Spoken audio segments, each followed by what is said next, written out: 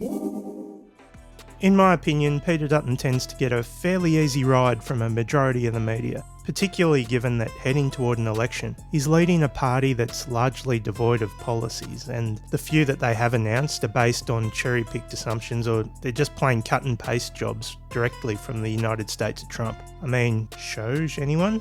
Let's go to our own recently appointed Shadow Minister for Government Efficiency, Senator Jacinta Nampijinpa-Price. We are looking at what waste currently exists, and let me tell you now that there is a very long list. Yeah, well, I found some. Oh, this is awkward. So that's one of the reasons why I've found it a little refreshing to see him put under a smidge of scrutiny in the last couple of weeks. What we've seen, in my view, is a guy that melts or disappears completely anytime the spotlight is pointed in his direction. And it has been a bad couple of weeks now for Peter Dutton. As I touched on in the last video, there are a number of stories examining Peter Dutton's property empire, highlighting the tens of millions of dollars worth of property he's bought, sold and profited from over the years. Then there was the spicier share trading story that broke via News Corp, revealing that during the global financial crisis, Dutton had engaged in some highly unusual share trading, which included buying up shares in 3 of the 4 big banks when they were at record low prices, and the day of his purchase just coincidentally happened to be the day before the Rudd government announced a $4 billion banking bailout package. When this share story broke, he disappeared for 24 hours before surfacing to respond. To take a day to spend with your spin doctors before you answer those questions? My God, if that doesn't ring a guilty red flag bell, I don't know what does. You spent a day before you come and answer the Australian public with all your spin doctors. Oh dear, absolutely atrocious on your leadership today. And yeah, I reckon there's a fair chance that's exactly what happened. The opposition have spent a lot of time and energy trying to make sure the out-of-touch label sticks to the Prime Minister. A Prime Minister who's out of touch. Out of touch. This is a Prime Minister out of touch with everyday Australians. I think the Prime Minister's so far out of touch with where families are. So the property and share trading stories should, if they have any shame, make it a little harder for them to throw mud the PM's way. I mean, a guy who's bought and sold tens of millions of dollars worth of property, hidden a lot of investments behind a family trust, and engaged in some highly unusual share trading. Highly unusual. Can't really have a go at someone else for being out of touch with everyday Australians, can he? I mean, it's kind of pot kettle stuff, isn't it?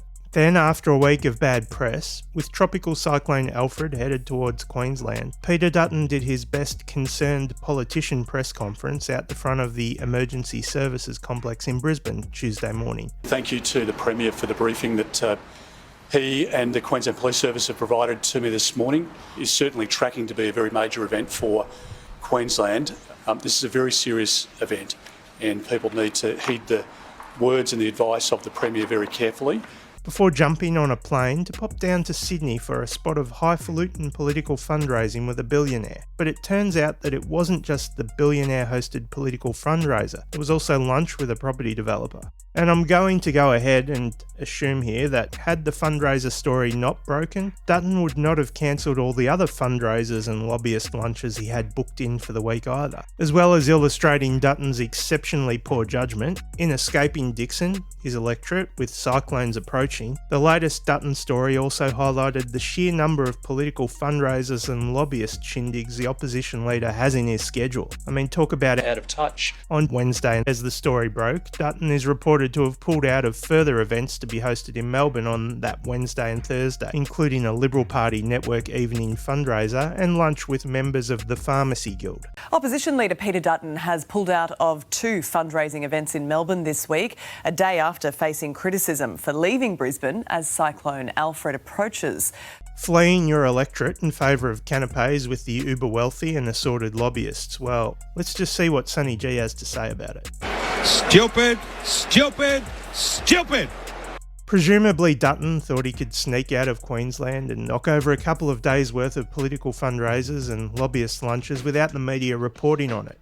Maybe Dutton's overestimated what the media were willing to let him get away with. Maybe the media smell a little blood in the water, who knows.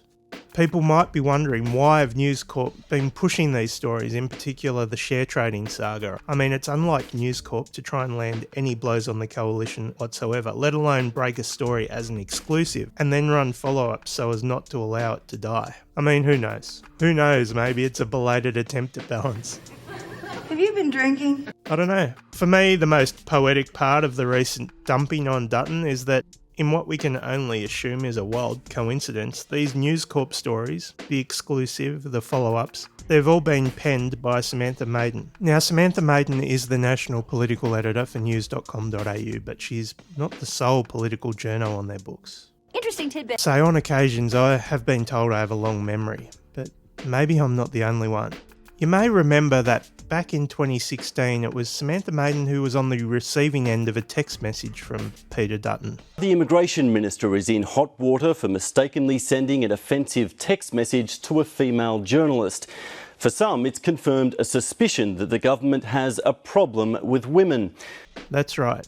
Peter Dutton mistakenly sent a text message to Samantha Maiden that was obviously intended for someone else, in which he described Samantha Maiden as a mad f***ing witch. The Immigration Minister's apologised after he mistakenly sent an offensive text message to a female journalist. Peter Dutton was angry over an article written about his colleague, former South Australian frontbencher Jamie Briggs. He typed a text message intended for Mr Briggs, which referred to the journalist as a mad witch. But instead of sending it to Mr Briggs, he accidentally sent it to the reporter.